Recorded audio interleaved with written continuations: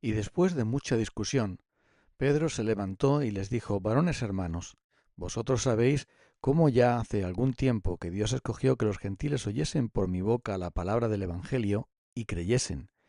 Y Dios, que conoce los corazones, les dio testimonio dándoles el Espíritu Santo lo mismo que a nosotros. Y ninguna diferencia hizo entre nosotros y ellos, purificando por la fe sus corazones. La gran obra del Espíritu de Dios es traer fe al corazón, es regenerar, impartir vida nueva y por lo tanto también dar la capacidad de creer. La fe es un don de Dios que proviene de la obra del Espíritu Santo. Y el mecanismo de la fe es sencillo. A través de la fe las promesas de Dios son realidad para nosotros. La promesa del perdón de los pecados, la promesa de la vida eterna, la promesa de la presencia del Señor con nosotros y todas las demás promesas que el Evangelio trae. En los antiguos, a través de la fe, veían las promesas de lejos, porque aún no había llegado el tiempo, pero esas promesas que veían de lejos les hacían ya persuadirse de que tales cosas son seguras, iban a llegar, y por lo tanto vivían de un modo totalmente diferente, porque cuando el Espíritu Santo obra fe en una persona, esa persona se convierte en extranjera y peregrina en esta tierra. Ya no está aferrada al dinero, al placer y al poder como las únicas cosas que importan. Ya no está aferrada simplemente a lo terrenal, sino que mira la ciudad celestial como hizo también Abraham, quien nunca tuvo una tierra propia porque esperaba la ciudad celestial cuyo fundamento está en Dios. Y así lo vemos también en el caso de Moisés. Moisés eligió ser maltratado con el pueblo de Dios antes que gozar de los placeres temporales del pecado, porque tenía el vituperio de Cristo como más importante, más estimado que las riquezas y los tesoros de los egipcios. Y por eso es por la fe que nosotros dejamos de caminar en la naturaleza carnal, dejamos de ser esclavos del pecado y ahora ya por la fe, entrando en el reino de la gracia, el pecado ya no tiene dominio sobre nosotros porque no estamos bajo la ley, sino bajo la gracia. ¿Y qué es lo que debe hacer un creyente?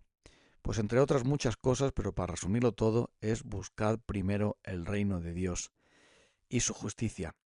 Las demás cosas Él ha prometido darlas porque simplemente las va a añadir. Y para alguien que tiene fe, que ha sido regenerado por el Espíritu de Dios, buscar el reino de Dios no es cosa de los domingos, es cosa de cada día. No es un pasatiempo ocasional, es el gran negocio, es decir, la gran ocupación, la gran vocación de su vida. De la misma manera que un comerciante su vida se centra en su negocio, así también un cristiano su vida se centra en buscar el reino de Dios. Y por lo tanto sigue siendo dócil a la obra del Espíritu Santo, queriendo que el Espíritu Santo le enseñe, le ayude y le influencie para obedecer a su Padre. Eso es lo que Cristo también dijo cuando simplemente dijo: trabajad no por la comida que perece, sino por la que a vida eterna permanece, la cual el Hijo del Hombre os dará. Y esa vida eterna que recibimos de Cristo es la que debemos buscar por encima de todo, es gozar de ella para experimentar el fruto de Dios en nuestras vidas. Si bien el fruto de la carne pues es adulterio, fornicación, idolatría, enemistades, pleitos, celos, iras, divisiones, envidias, homicidios, borracheras, orgías y cosas semejantes a esas. Si el fruto de la carne es, sabemos, muerte y desastre, el fruto del Espíritu es amor, gozo, paz, paciencia, bondad, benignidad, fe, mansedumbre, templanza.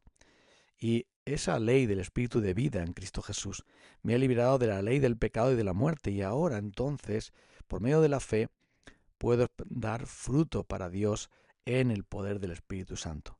La vida de fe se centra en Cristo, en la comunión con Dios y en el gozo del Espíritu Santo. Y esto produce frutos en nuestras vidas, ese cambio de manera de pensar, ese cambio de manera de tener afectos, de sentir, de buscar no placeres de esta tierra, sino los celestiales, y una conducta diferente que viene como consecuencia de esta manera de pensar y esta manera de sentir distinta. Así que, como dice el apóstol Pablo, ¿qué fruto teníais de aquellas cosas a las cuales ahora os avergonzáis, el fin de las cuales es muerte? Ahora los romanos pensaban, ¿qué hacíamos nosotros en la idolatría? ¿Qué hacíamos nosotros en las borracheras y las orgías? ¿Qué hacíamos nosotros en la necedad, en la estupidez? ¿Qué hacíamos nosotros viviendo para el placer y el dinero? Ahora nuestro fruto es la santificación y nuestro fin es la vida eterna. Lo que queremos dar, lo que anhelamos, el fruto que anhelamos es ese. Como el agricultor, cuando planta su viñedo o su olivar, lo que busca es precisamente pues las uvas que dan las viñas y las aceitunas que dan los olivos. Así también un cristiano busca el fruto de Cristo en su vida y lo planta y lo riega, lo cultiva, mejor dicho, de la mejor manera para producirlo. Así puede producir vida y puede producir también paz, porque a través de la fe tenemos paz para con Dios. Así lo dice el apóstol Pablo. Justificados pues por la fe tenemos paz para con Dios, por medio de nuestro Señor Jesucristo. Ya estamos reconciliados con Él, ya estamos en armonía con Él. El mar agitado y la tormenta terrible de la ira de Dios que podía venir sobre nosotros ya ha sido calmada en Cristo.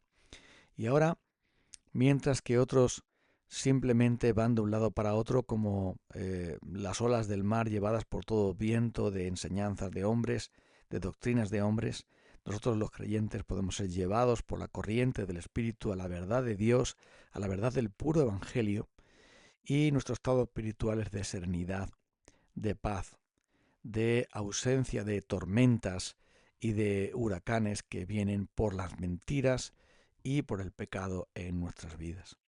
Tenemos nuestra base en la roca de los siglos, que es Cristo. Pero claro, la palabra de Dios habla de que seguimos en un conflicto, porque el verdadero cristiano siempre va a haber y va a tener que pelear. Va a tener que sufrir las tentaciones que el diablo le pone, que este mundo ofrece, que su propia naturaleza pecaminosa, los restos de ella producen. Y si apartamos por un momento la mirada del Señor, vamos a caer de la misma manera que el apóstol Pedro se hundió cuando dejó de mirar a Cristo y se empezó a fijarse en las olas y en el viento, ya dejó de caminar sobre las aguas y simplemente cayó y se ahogaba, tuvo que pedir socorro inmediatamente. Y así nosotros tenemos que poner nuestra mirada en Jesús, puestos los ojos en Jesús, el autor y consumador de la fe. Y a través de Él sí podemos caminar sobre las aguas, aunque parezca un gran milagro, aunque parezca increíble, porque si yo detesto la carne y no quiero ser guiado por la carne, entonces miraré a Cristo y dejaré los deseos pecaminosos a un lado, viviendo para Él. Porque aquella persona que no es cristiana, aunque diga que lo es, pues simplemente no va a caminar sobre las aguas, va a hundirse literalmente. Porque conocer la teoría no es lo mismo que vivir en la realidad del Espíritu Santo. No es lo mismo saber que ser. Así que está muy claro en la palabra de Dios que muchos iban a decir a Jesús que habían hecho muchas cosas en su nombre. ¿Recuerdas? En tu nombre hicimos muchos milagros. Pero Jesús les dirá, apartaos de mí, hacedores de maldad. Porque sin fe es imposible agradar a Dios. Sin la regeneración del Espíritu Santo, nada que podamos hacer, incluso obras religiosas que incluso concuerden con la ley divina, ninguna de esas cosas va a poder darnos la salvación. Porque simplemente debemos ser auténticos. Y aquel que ha sido regenerado por el Espíritu Santo, aquel que tiene fe verdadera, es aquel que ora a su Padre en lo secreto frecuentemente. Es aquel que disfruta del culto a Dios y anhela que venga el día del culto a Dios para adorarle en comunión con sus hermanos. Es aquel que lee la palabra de Dios como el alimento y el deleite más importante. Es aquel que busca el reino de Dios como su preocupación fundamental y deja las demás cosas en un segundo lugar. ¿Es así como tú vives? Tienes que tomar esa decisión, debemos tomar esa decisión.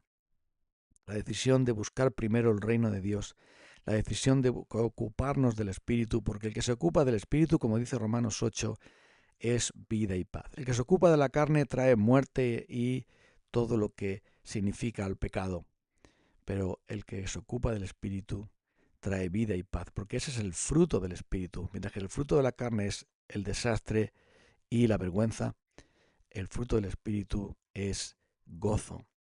El reino de Dios no consiste en comida ni en bebida, sino en justicia, paz y gozo en el Espíritu Santo.